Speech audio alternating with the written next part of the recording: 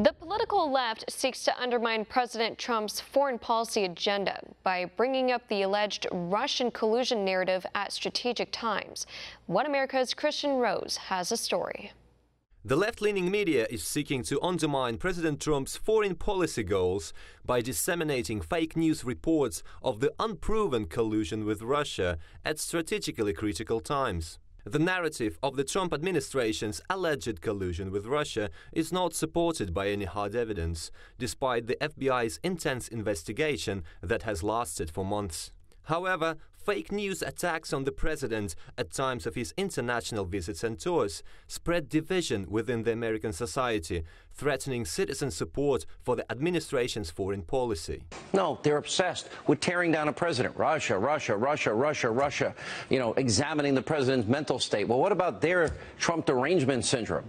This week, mainstream media yet again brought up the Russian collusion narrative during President Trump's meetings with foreign leaders at the UN General Assembly in New York. Whilst the president delivered a historic speech at the UN, mapping out the measures aimed at improving international relations, CNN dropped a story on wiretapping of former Trump campaign chairman Paul Manafort. This, however, has little to do with his position as part of the Trump campaign in 2016, as CNN sources said the FISA court order to wiretap Manafort was actually issued 2 years prior, in connection with his work for the now ousted Ukrainian President Viktor Yanukovych. The network's sources also failed to provide evidence any Russian entity was supporting the Trump campaign. We're told that there are intercepted communications that raise concerns about whether Manafort was encouraging the Russians to help with the campaign. Now, other sources told us that this intelligence was not conclusive enough. In July, when President Trump traveled to the G20 summit in Europe, the New York Times perpetrated a story of Donald Trump Jr.'s meeting with Russian lawyer Natalia Veselnitskaya.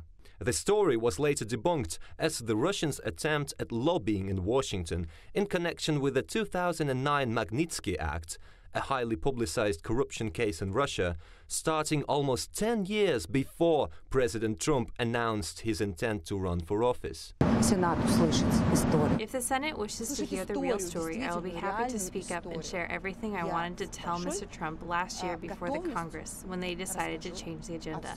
I will share everything I know about this situation when millions came into my country and billions left it, and nobody paid taxes.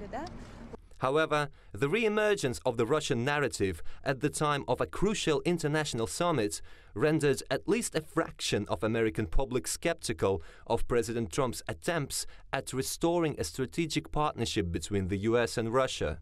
The left is ultimately seeking to undermine President Trump's push to build an international effort to address the most acute international issues, including radical Islamic terror, mass migration, and nuclear blackmail. Kristian Rouz, One American News.